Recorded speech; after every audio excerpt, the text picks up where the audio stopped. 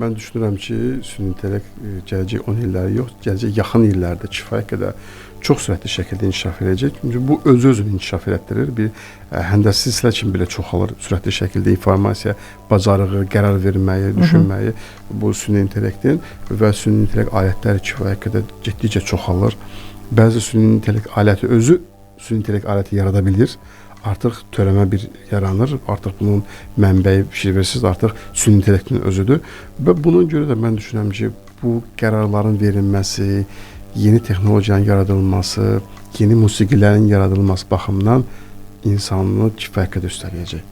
Bu təhlükəli deyil. Yaxşı mənada üstələyəcək. Salam, hər vaxtınız xeyir olsun. Əziz Planet FM dinləyiciləri, siz Azərbaycanın ilk elmi maarifləndirici radiosuna işləyirsiniz. Sizinlə mənəm Nigar. Zaman maşınında səyahətimiz başladı və çox maraqlı bir mövzu ətrafında söhbət gözləyir sizi. Bugün qeyri-səlis məntiq nəzəriyyəsi barədə danışacağıq. Çox tez-tez eşitdiyimiz, mahiyyətini bəlkə tam olaraq dərk etmədiyimiz bu nəzəriyyə haqqında və daha bir çox məsələlər haqqında söhbət etmək üçün həmsöhbətim Elm İctimai Birliyinin sədri, Bakı Dövlət Universitetinin müəllimi, riyaziyyat üzrə fəlsəfə doktoru Səbuhi Abdullayev olacaq. Səbuhi müəllim, xoş gəlmisiniz. Təşəkkür edirəm ki, dəvətimizi qəbul etdiniz və gəldiniz. Xoş gördük, mən də sizi salamlayıram, izləyicilərimi salamlayıram. Ümid edirəm ki, bugün maraqlı və maarifləndirici bir görüş olacaq. Qeyri-səlis məntiq nəzəriyyəsi nədir? Səbuhi müəllim, istəyirəm bundan başlayaq və dinləyicilərimizə sadə dildə izah edək ki, qeyri-səlis məntiq nədir? Mən bir giriş etmək istəyirəm ki, gündəlik həyatda biz tez-tez suallarla qarşılaşırıq və bu sualların cavabını çox nadir hallarda dəqiq veririk. Bəli və xeyr cavabını çox nadir hallarda veririk. Yəni qeyri-müəyyən cavablar veririk. Qeyri-səlis məntiq nəzəriyyəsi də mən bildiyim qədərilə buna əsaslanır. Daha nəyə əsaslanır və biraz sadə dildə bunu necə izah edərsiniz? Sözü sizə ötürürəm. Biz bu vaxta qədər Aristotel məntiqi ilə, yəni 0-1-lərlə işləyirdik və bunlar kəskin cavab verməkdir. Ya bu şey var, hə, ya da yoxdur. Məsələn, ya gecədir, ya gündüzdür, amma orta aralıq bir vəziyyət yoxdur. Ancaq Dahi Lütfuzadənin 1965-ci ildə Eynalda əsərindən əsasını qoyduğu qeyri-səlis məntiq nəzəriyyəsi, soft çoxluqlar, yumşaq çoxluqlar bu nəzəriyyənin əsasını qoymağa başladı və bu nəzəriyyənin biz izahını həm iki istiqamətdə elmi dildə izah edə bilərik, həm də ki, gündəlik həyatımızda texnologiya baxımından izah edə bilərik. Təbii ki, burada verilən qərarların yumşaldılmasına söhbət gedir. Verilən qərarlar səs şəkildə olmur. Məsələn, gündəlik həyatımızda deyirik ki, məsələn, hava qismən yağışlıdır. Nə yağışlı deyil, nə də yağışsız deyil, amma qismən yağışlı deyil. Əslində biz bunu həyatımızda hər daim istifadə edirik.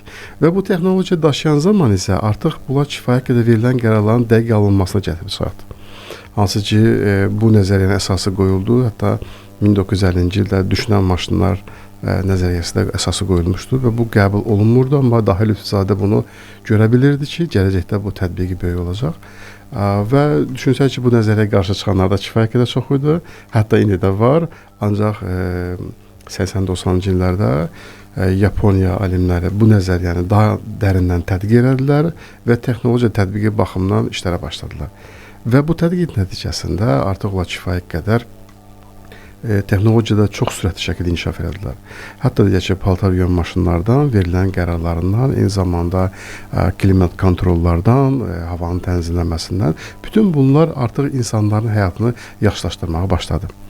Belə söyləmək mümkündürsə, bu vaxt olan qərarlar hə və yox əsasına qurulmuşdursa, artıq insanlar rahat şəkildə düşünə biləcəyi tərzdə, eyni zamanda olan rahat şəkildə qavrayacağı tərzdə artıq o proqramlaşdırmalar baş verdi. Hansı ki, kompüterlərimizdə də 0-1-lərlə çalışırlar, ancaq artıq müasir süni intellektimizin əslinə gəlib çatmışıq. Birazdan bundan bağlı daha ətraflı danışaraq. Bütün bunların hər birinin əsasında duran qeyri-səlis məntiq nəzəriyyəsidir. Biz həmişə bunu eşidirik ki, Lütfuzadənin qeyri-səlis məntiq nəzəriyyəsi ağıllı texnologiyanın tətbiqində istifadə olunmağa başladı. Amma necə bax siz də dediniz, klimat kontrol, yəni iqlim nəzarəti, bundan başqa paltaryan maşınlarda mən öz bildiyim, başa düşdüyüm qədər istəyirəm bunu izah edim. Daha sonra mənim səhvlərim varsa siz düzəldərsiniz təbii ki. Məsələn, paltaryan maşındır və klassik paltaryan maşın, klassik məntiqin prinsipi ilə çalışan paltaryan maşın sadəcə suyu və yuyucu vasitəni bir-birinə qarışdıraraq paltarları çevirərək onları yuyur.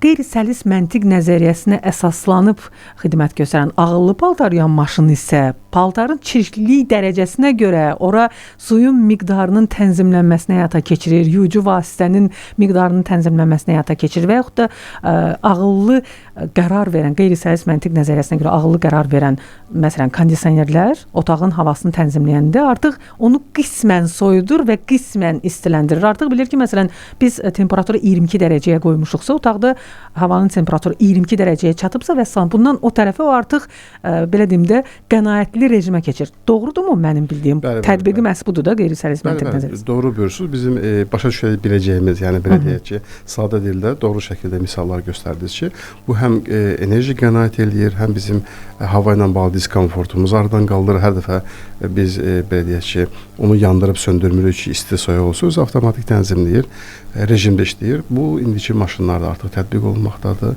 Hansı ki, sürücüsüz istifadə olunan maşınlarda tətbiq olunur. Bu təkmilləşmə prosesində gedir. Burada süni intellektdə qeyri-səlis məntiqin tətbiqi zamanı parametrlərin daxil olması çox vacibdir. Bu nə qədər parametri çox daxil etsək, o qədər bizə yararlı bir şeylər gəlib çıxacaq. Məsələn, üz tanıma sistemi var. Orada ən xırda parametrlərə, mimikalara, cizgilərə, saç, üz, quduşdan hər birini ayrılıqda xüsusi bir belə deyək, parametr daxil etdikdə artıq tanıma sistemi bizi daha rahat şəkildə, bizim istədiyimiz şəkildə və dəqiq şəkildə tanımağa məcburdur və tanı bizə verir. Hansı ki, bu vaxta qədər onlar tətbiqi zamanı burada səhvlərin olması kifayət qədər çox idi.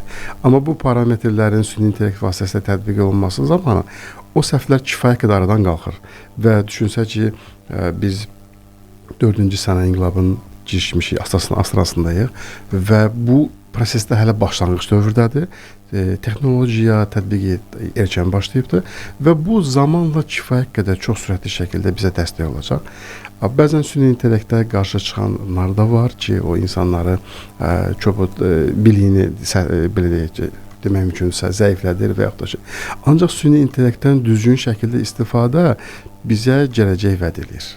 Belə deyək. Ona görə də düşünürəm ki, hər kəs ondan düzgün şəkildə istifadə etməli, o alətlərdən düzgün şəkildə bacarmağa belə deyək, artıq məhkumdur.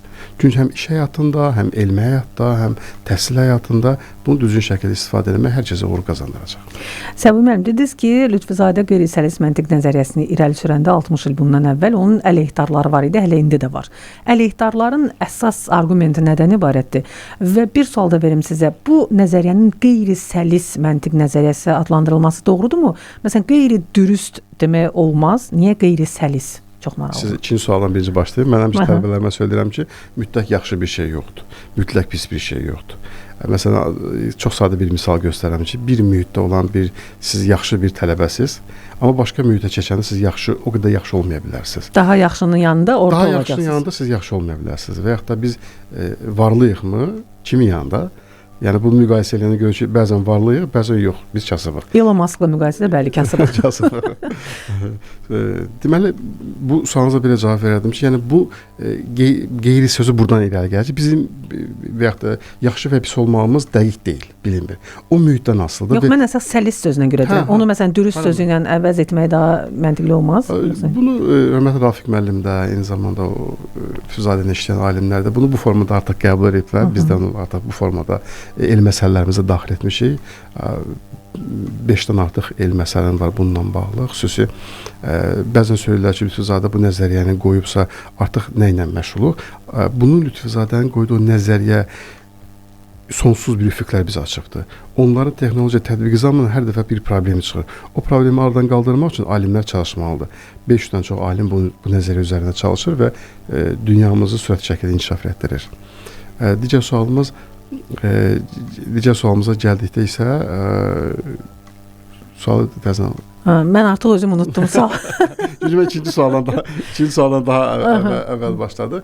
Təbii ki, bu nəzəriyyə ilə bağlı iradları bayaq söylədiniz, iradlarla bağlı ki, nəzəriyyənin əleyhdarlarından sual vermişdim. Bəli. Bu daha çox ehtimala bənzədirlər. Ehtimalın da hadisənin baş vermə prosesi 0-1 arasında baş verir. Məsələn, təyyarənin yerdən qalxmağı və enməyi məsəl üçün 10-da 7 ehtimallandır, belə deyək. Bizim nəzəriyyə də 0-1 arasında dəyişir. Ancaq orada konkretdir. Burada isə parametrin daxil olunması ilə çoxluğa daxil olan elementlər mümkün ola bilər. Eyni zamanda bura daxil olmayan elementlər mümkün ola bilər. Bir də qismən daxil olma prosesi ola bilər. Bax, bu qismən daxil olmağı ehtimal nəzəriyyəsində yoxdur. Ona görə də bəzi alimlər, ehtimalçılar bu nəzəriyyəni qeyri-siyasi məntiq nəzəriyyəsinə, ehtimal nəzəriyyəsini qarşıdırırlar, riyazi riskləri düzgün qiymətləndirmirlər və bu kimi problemlər əmələ gəlir və buna görə də bəzi alimlər indi də bu nəzəriyyəyə qarşı çıxır. Amma təbii ki, bu nəzəriyyəni başa düşənlər, qavrayanlar, yapan alimləri deyək ki, artıq trilyonlar qazanıblar. Əsas fərqi nədir? Nisbi nəzəriyyəsinin, ehtimal nəzəriyyəsinin və qeyri-səlis məntiq nəzəriyyəsinin.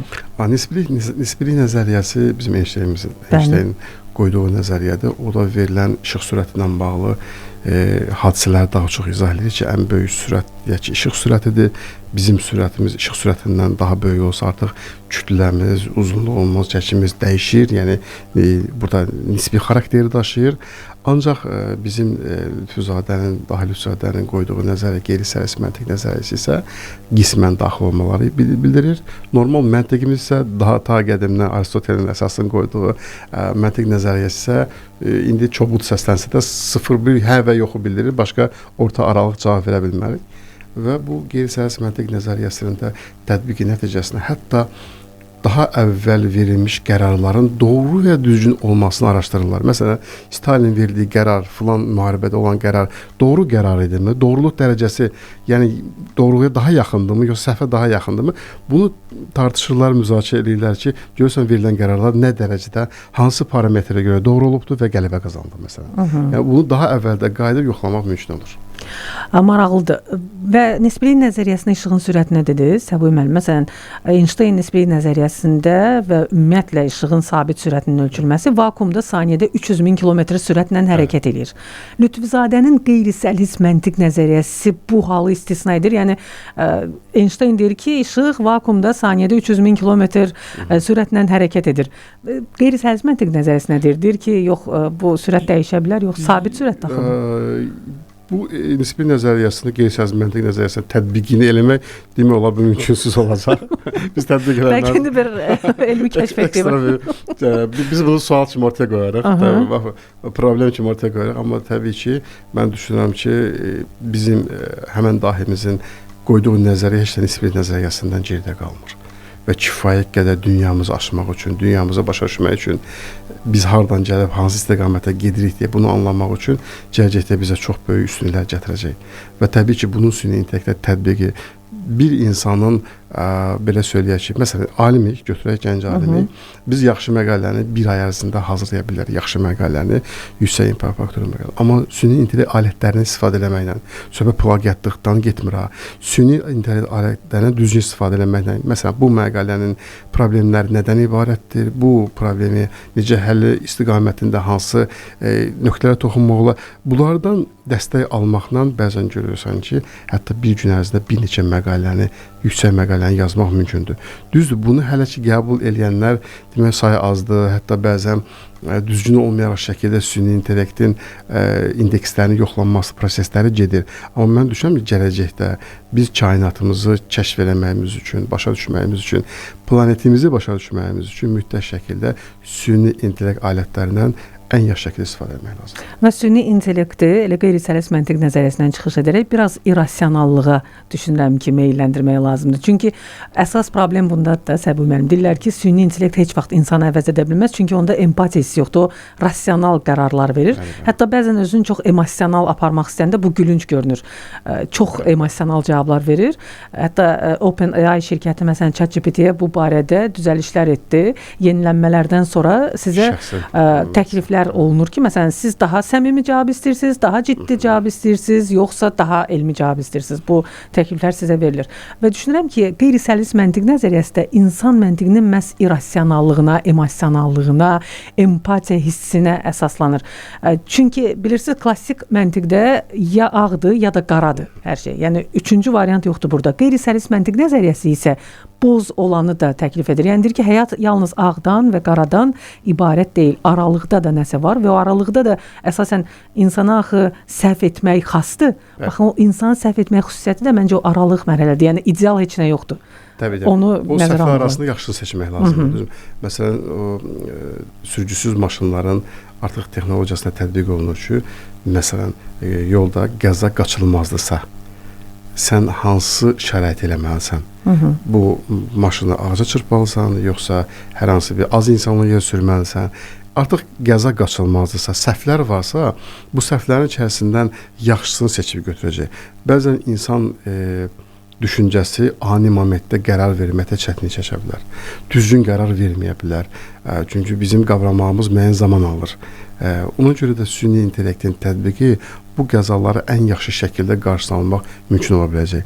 Təbii ki, bayaq söylədiyimiz kimi, OpenAI yeni başlanğıcdadırlar, ora kifayət qədər böyük vəsaitlər yatırılır ki, gələcəkdə bizim istədiyimiz nəticələr ala bilək. Bəzən mən söyləyirəm, imtahan yoxlama proseslərini deyirəm, gəlin süni intellekti tətbiq eləyək. Yavaş-yavaş biz bu süni intellektimizi öyrədək ki, nələri biz sizdən istəyirik, hansı parametrlər istəyirik ki, insan faktor olmadan yoxlama prosesləri başlasın. Düzdür, biz buna nəzarət eləyək, təzədən yoxlayaq, görək neçə faiz doğru nəticəni ala bilirik. Dövlət İmtahan Mərkəzində mən bunları təklif etmişdim. Deyir ki, biz 70%-ə qədər doğruluq nəticəsini ala bilirik. Demək, üzərində çalışmaqla, bunu 90% üzərinə gətirməklə bunu insan amilini azaltmaq olar. Ümumiyyətlə, bəzi peşələri dəyişmək olar. Təbii ki, bu geniş üfüqlər açır bizim istiqamətdə. Düşünürəm ki, gələcəkdə bu qaçılmaz olacaq. Əziz dinləyicilərimiz, bugün Bakı Dövlət Universitetinin müəllimi, riyaziyyat üzrə fəlsəfə doktoru Səbuhi Müəllim Abdullayev ilə biz qeyri-səlis məntiq nəzəriyyəsi barədə danışırıq və çalışırıq ki, bu nəzəriyyəni hamı üçün başa düşülən dildə izah edək. Kiçik bir fasilə, daha sonra qayıdırıq, dalğanı dəyişməyin. Əziz dinləyicilərimiz, səyahətimiz davam edir. Bugün Bakı Dövlət Universitetinin müəllimi, həmçinin Elm İctimai Birliyinin sədri, riyaziyyat üzrə fəlsəfə doktoru Səbuhi Müəllim Abdullayev ilə bərabər qeyri-səlis məntiq nəzəriyyəsindən danışırıq. Səbuhi müəllim, qeyri-səlis məntiq nəzəriyyəsinin əleyhdarları deyirlər ki, bu nəzəriyyə dəqiqliyi azaldır. Gündəlik həyatda dəqiq qərarlar verməyimizin qarşısını alır. Məsələn, biz kiminsə barəsində gənc ifadəsini işlədiriksə, adətən 25-30 yaş aralığında olan insan barədə bunu deyirik. Amma 50 yaşında adam da, məsələn 80 yaşlı bir adamla müqayisədə daha gəncdir. Amma 50 yaşında adam 25 yaşlı adamla müqayisədə gənc deyil, yaşlıdır. Bax, bu məsələlər var və yaxud da nəsə barədə fikir bildirəndə deyirik ki, bu o qədər də yaxşı deyil. Nədir? Yəni, yaxşıdır, pisdir, bilinmir ki, tərifləyir, bilinmir, tənqid edir. Bu baxımdan, yəni dəqiqliyi azaldırmı bu nəzəriyyə, yoxsa əksinə bizə düzgün qərarlar verməyə yardımcı olur? Əslində biz riyaziyyatçı olaraq həmişə dəqiq danışanıq, dəqiq belə deyək ki, ifadələrimiz istəyirik ki, dəqiq cavab alaq. Ya bu doğrudur, ya səhvdir. Amma əslində bəzən imtahan yoxlamaq zamanı görürük ki, bir tələbə yazı işini yazıbsa, amma sonunda dəqiq cavab yoxdur. Amma işləyib, müəyyən qədər işlər görübdür. Və buna görə biz 1-10 aralığında qiymətləndirmə aparan zaman nə buna 1 bal, nə 10 bal verə bilmirik. Orta aralıq bir qiymət 7-8 qiymətlərini veririk. Bu da bir nümunədir ki, biz əslində daha doğru qiymətləndirməyə imkan yaradır. Biz əslində ya 0 ya 10 versəydik, doğru qərar verməyəcəkdik. Nəticəyə baxsaq ki, burada biz istədiyimiz cavab yoxdur, 0 verək. Axı, burada şagird çalışıb, tələbə çalışıb, müəyyən bir zəhmət qoyub, sonunda müəyyən bir qüsurlar var. Bu, ona dəlalət etmir ki, biz bunu 0-dan qiymətləndirək. Ümumiyyətlə, həyatda verdiyimiz qərara da belədir ki, əslində, o dediyimiz sualın əksinə olaraq daha dəqiq qərar verməyə, daha yumuşaq qərar verməyə bizi gətirib çıxardır. Bəzən sərt qərar verməklə biz yanlış addım ata bilərik. Məsələn, söylədiyimiz o tələbəyə biz 0 qiymət verməklə sərt şəkildə ki, nə olsun bizim istədiyimiz cavab yoxdur. Bəzən testin də şagirdləri biraz belə deyək ki, biliyini azaltması səbəb budur ki, cavabı verməyibsə, yoxdursa, bunu biz 0-dan qiymətləndiririk məcburən Dövlət İmtahan Mərkəzində. Ancaq onun müəyyən bir yazısına baxandan sonra görürük ki, müəyyən proseslər işləyibdir və buna müəyyən qiymətləndirmə aparmaq olar. Əslində, mən düşünürəm ki, bu qeyri-səlis məntiq nəzəriyyəsindən ideyaları, fikirləri, cavabları, qiymətləndirməni, insanlara baxışı, davranışı, cəmiyyətin özünün qiymətləndirilməsi daha dəqiq şəkildə baş verir. Sərt şəkildə desəncə bu yaxşıdır ya pisdir, burada bir mənalı şəkildə kiməsə haqsızlıq etmiş olacaqsan. Amma seçim eləyəndə, uyğunluğu gətirib çıxardanda bu bizə daha yaxşı yanaşmanı, daha lazım olan cavabı gətirib bizə çıxardır. Həm də ki, baxır hansı baxış bucağı məsələsi var da. Burada şəxsi qərəz ola bilər. Nə bilim, heç kim, yəni heç də hamı cəmiyyətdə hakim deyil və heç də hamı digərlərini ittiham etmir əlindəki cinayət məcəlləsinə görə ki, filan maddə ilə filan qədər iş düşür məsələn. Yəni ittiham aktı səsləndirmir də ən azından. Ola bilər ki, kiminsə hansısa hərəkəti bizim özümüzə görə pisdir, amma başqa biri üçün çox yaxşı bir hərəkətdir. Yəni çox nisbidir hər şey. Çox gözəl bir nümunə misal çəkirsiniz. Bizim indiki ən aktual sosial şəbəkələrdə bizə görə bir yaxşı bir şey paylaşıb edirik. Rəylərə gəlin fikir verin. Yaxşı yazanlar var, sərt şəkildə tənqid edənlər var, orta aralıq yazanlar var. Fikir verirsiniz. Mən özüm paylaşımda olsun. Mənə görə bir yaxşı bir şey paylaşıram. Bir nümunə üçün bu misalı çəkim sizə görəsiniz. Mən bəzən şagirdlərin ixtisas seçimi zamanı, onların gələcək həyatlarında hansı istiqamətdə yönəlsə, onlara daha uğur qazanar. Bununla bağlı müəyyən bir məsləhətlər verdik və müəyyən bir ixtisas seçimi zamanı bir valideyn dedi ki, məsələn, bizim istəyirəm ki, ödənişli şəkildə mənim ixtisaslarımı kodlaşdırasan. Dedik ki, axı siz ödənişsiz də yazsaz düşə bilərsiniz. Dedik, yox, ola bilsin ki, bizim imkanımız çatır, biz bu ödəniş edə bilərik, ancaq başqa bir kimsə imkanı çatmır. O adama dolayısıyla kömək etmiş olaq. Bilməyək ki, o insan kimdir, ancaq biz öz fikrimizdə buna dəstək olmuş olaraq. Bu mənə çox yaxşı təsir göstərmişdir ki, doğrudan da insan nə qədər qəlbi açıqdır və kiməsə dəstək olmaq istəyir, amma istəmir ki, kimsə bunu bilsin ki, mən ona kömək etmişəm. Mən bunu paylaşım elədim bu formada. İnan ki, çoxlu rəylər gəldi. Rəylərin içərisində kifayət qədər onu qınayanlar var, yaxşı tərəfə yönələnlər də var, ortalıq aralıq qiymətlər verənlər də var. Və bu mənə doğrudan da bir nümunə oldu ki, cəmiyyətdə olan informasiyaların baxış bucağı çox fərqlidir. Mən bəzən tələbələrimə bunu əyanı göstərmək üçün bir kağız qatlama testim var, bundan keçirirəm və onlara belə bir proqram verirəm ki, gəlin yoldaşlar, mən sizə dediyim əmrləri yerinə yetirin. Kağızı qatlayın, sağ üçüncünü kəsin, qatlayın, sol tərəfdən kəsin. Eyni komandanı verirəm. Vərəqlər açılan zaman vərəqlər fərqli yerdən kəsilmiş olur. Niyə? Çünki biri sağa doğru qatlayır, biri sola doğru qatlayır. Biri aşağı qatlayır, biri yuxarı qatlayır. Eyni komandanı işləyir hər kəs, amma fərqli icra eləyir. Buna görə cəmiyyətimiz belədir və əslində belə də olmalıdır. Fərqli düşüncələr olmalıdır, cəmiyyət formalaşsın. Çünki bir kəsin doğru bildiyini qəbul etsək, o bəzən doğru olmaya bilər və bu da elə qeyri-siyasinin əsas nümunələrindən biridir. Səbuhi müəllim, siz Bakı Dövlət Universitetinin müəllimisiniz. Mexanika Riyaziyyat fakültəsində dərs deyirsiniz. Riyaziyyat elə bir fundamental elm sahəsidir ki, demək olar bütün elmlərin əsasını təşkil edir. Yəni Aristotelin dövründən müəyyənləşdirilmiş bir elm sahəsidir və indiki müasir dövrdə də bir çox elmlərin açarı adlandırırlar da riyaziyyatı. Amma bəzən adama elə gəlir ki, klassik riyaziyyatda, klassik mexanikada hər şey aydındır hamı üçün. Düzdür, bəziləri üçün aydın deyil, onlar lirikdirlər də, yəni fizik deyirlər, lirikdirlər. Humanitar sahəni seçiblər. Amma nə qədər humanitar sahəni seçmiş olsaz belə, riyaziyyat bizim hər birimizin həyatındadır. Ən azından sadə hesab, haqq hesab formasında. Klassik mexanikada, riyaziyyatda hər şey məlumdur artıq, mənə elə gəlir. Tələbələrin, gənclərin marağı necədir riyaziyyata? Riyaziyyatla maraqlanan və həqiqətən siz gələcəyin lütfəzadələrini görürsünüzmü öz tələbələriniz arasında? Bizim fakültədə qəbul balları kifayət qədər yüksəkdir və bir neçə bölmə var. İngilis bölmə, Azərbaycan bölməsi də var. Yəni mən dərs keçdiyim qrupda minimal bal 600 baldır, keçdi bal 600 baldır və kifayət qədər fitri istedadlı uşaqlar var. Ancaq onların içərisindən bəzən 2 ildən bir, 3 ildən bir görürsünüz ki, fərqli riyaziyyatı hiss edən şagird tələbələr çıxır. Onlar çox fərqli insanlardılar. Onların həyata baxışları çox fərqlidir. Mən standart tapşırıqlar verirəm, tələbələr işləyirlər, gəlirlər. Amma onlar görürəm ki, onlar tam başqa şeylər işləyib gəliblər. Fikirlərində tutduqları başqa şeyləri isbat edib gəliblər. Mən onlara qətiyyən müdaxiləmirəm. Görürəm ki, onlar hətta o tələbələrdən çox yüksəkdədirlər, ancaq onlar sərt şəkildə tənqid eləsək ki, məsələn, niyə mən verdiyim yazmamısan, başqasını yazmısan, o artıq bundan diksinmiş olar. Ona görə onlara xüsusi məxsus tapşırıqlar verirəm və bu bəzən ildə bir nəfər, bəzən ildə 3 ildən bir nəfər çıxır ki, onlar xüsusi olaraq riyaziyyatın nə olduğunu hiss edə bilirlər. Bunlar çox istedadlılar. Mən bəzən şagirdlərlə işləyirəm. Bir dəfə bir hadisə başıma gəldi. bir qapı açıq idi. Mən qapının qarşısına keçəndə auditoriyadan gördüm ki, bir 9-cu sinif şagirdi keçdim, beynimə baxdı ki, bu diferensial yazıbdı lövhədə.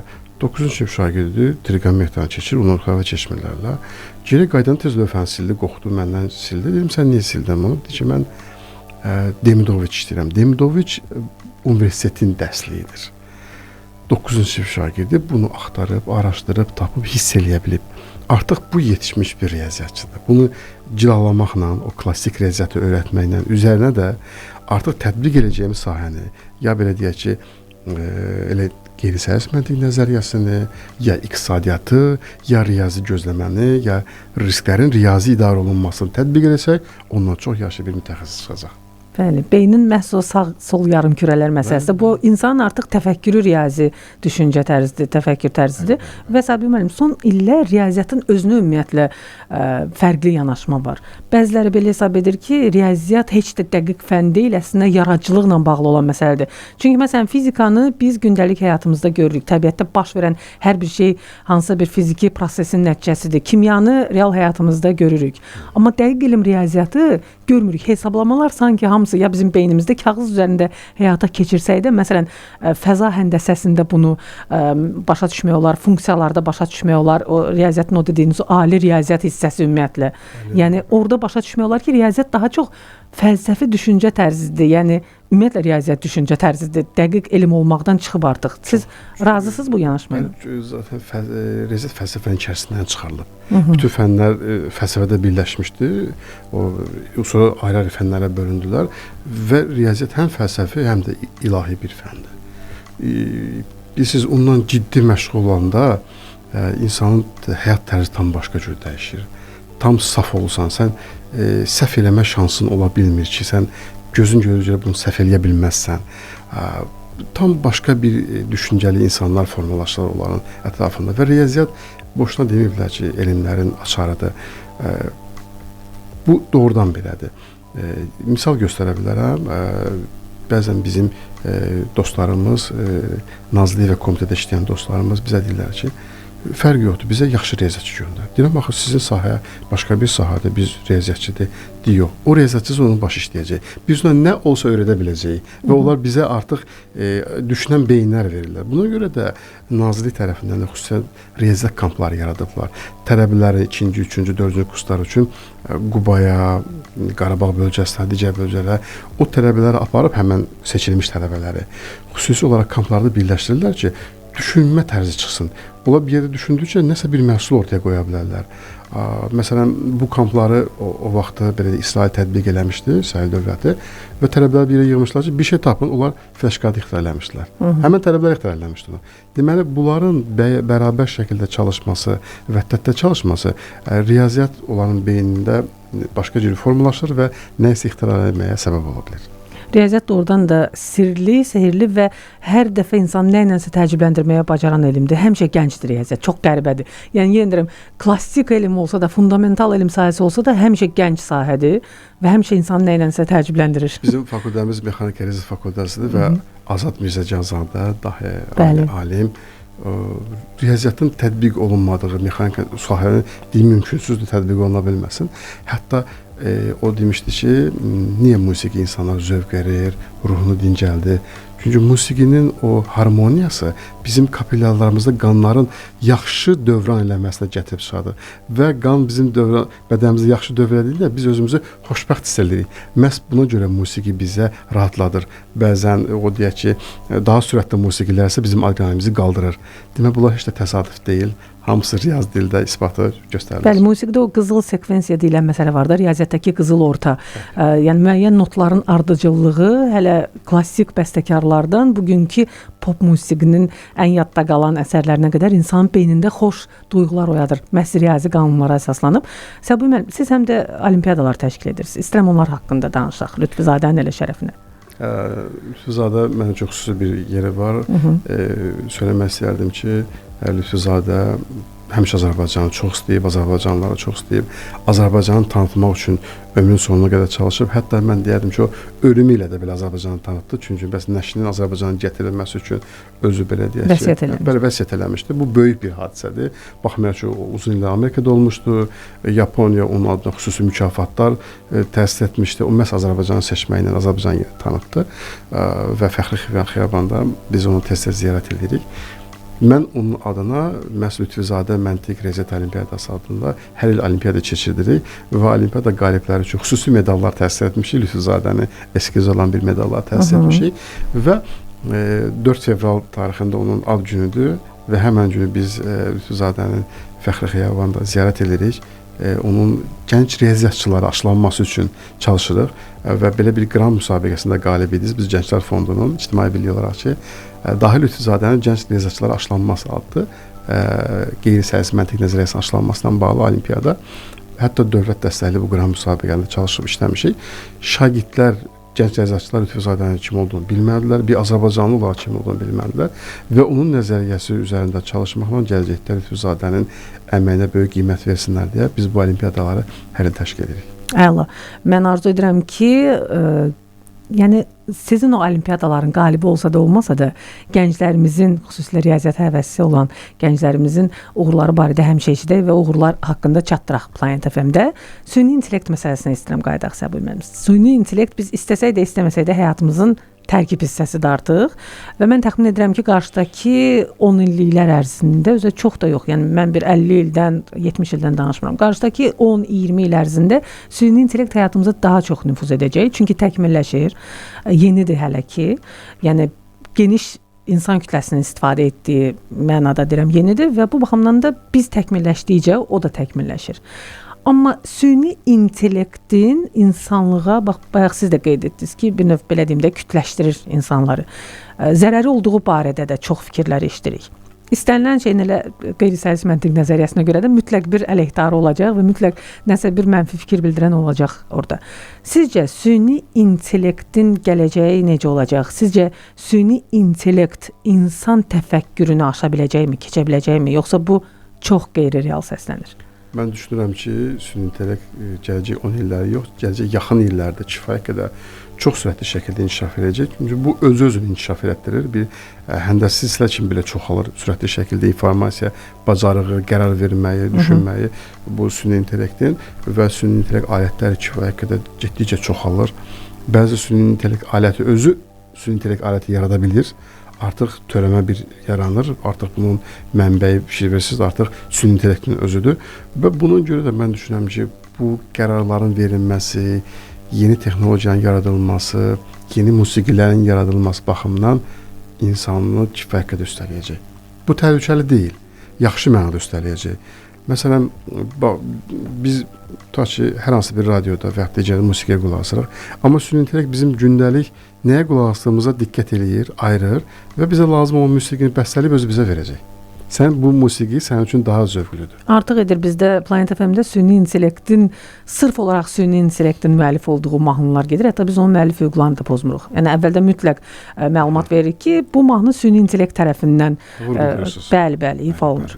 Və düşünürəm ki, bax bu artıq bir böyük bir sahəni ələ keçirib.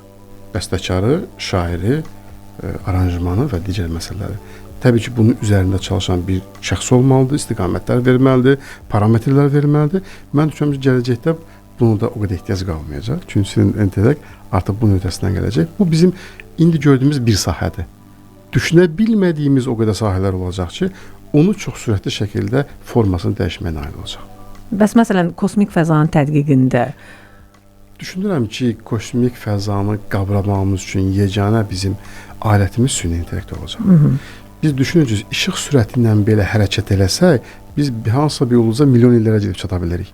Bu demək mümkünsüzdür. İşıq sürətindən də sürətlə gedə bilmirik, bu mümkünsüz olacaq. Yalnız süni intellekt vasitəsilə biz hardan gəlmişik və hansı istiqamətdə getdiyimizi daha dəqiq tədqiq edə biləcəyik. Bəşəriyyətin əsas sualıdır, hələ də cavab tapa bilmədiyi sual. Biz hardan gəlmişik və hara gedirik? Yəni deyirsiniz ki, süni intellekt gedirik axı. Biz həm yer kürəsi planet kimi fırlanır, günəş ətrafında fırlanır, günəş ümumiyyətlə fırlanır, o qalaktika özü də fırlanır. harasa gedirik biz, düzdürmü? Bu hardan gəlmiş, hara gedirik biz üçün sualdır, zaman sualdır, zaman maşınının sualıdır və düşünürəm ki, bunu yalnız bizə süni intellekt cavablayacaq və ona düzgün parametrləri verməklə biz gələcəkdə bu suallara yavaş-yavaş cavab tapacağıq. Qeyri-səlis məntiq nəzəriyyəsindən həm də kosmosdan söz düşmüşkən Səbuhi müəllim, kosmik fəzanın tədqiqində, məsələn, bu dəqiqə astronavtların, həmçinin NASA alimlərinin qarşısına dayanan bir nömrəli suallar var da. Qara dəlik, həmçinin qara maddə məsələsi. Qara dəliklərin nə olduğunu James Webb kimi müasir teleskopların vasitəsilə ən azından onların ilk görüntüsünü əldə edə bilmişik, ən azından buna nail olmuşuq. Qara maddənin isə nə olduğunu hələ edə bilmirik. Sualın cavabı açıqdır, yoxdur. Yəni NASA kimi bir qurum buna cavab verə bilmir. Kainatın 27% qara maddədən ibarətdir. O qara maddə nədir? Onun daxilində hansı proseslər gedir? Böyük bir enerji kütləsidirmi? Yoxsa nədir? Bax, bunun cavabı yoxdur. Qeyri-səlis məntiq nəzəriyyəsinə görə sizcə bütün bunları izah etmək mümkündür, yoxsa yox? Yəni bununla fundamental olaraq məşğul olub bu sualların cavabını tapmaq olar, yoxsa yox? Düşünürəm ki, insan zəkasının çərçivəsindən qıraqdadır bu və bunun məhz bu görünüşü, bu təsəvvürləri analiz eləmək insan fəzasından çıxa bilər. Ona görə də yalnız bunu düşünən süni intellekt və qeyri-səlis məntiq nəzəriyyəsi insanlara kömək eləyə bilər ki, bunu başa düşülən tərzdə izah eləsin ki, məhz qara maddə niyə maddələr odur, onun sıxlığı niyə böyükdür, orada enerji niyə çox toplanıbdır. Bunların hamısını düşünürəm ki, zamanla bizə izah eləyəcək və həmən alimlər də öz istəklərinə çatacaqlar.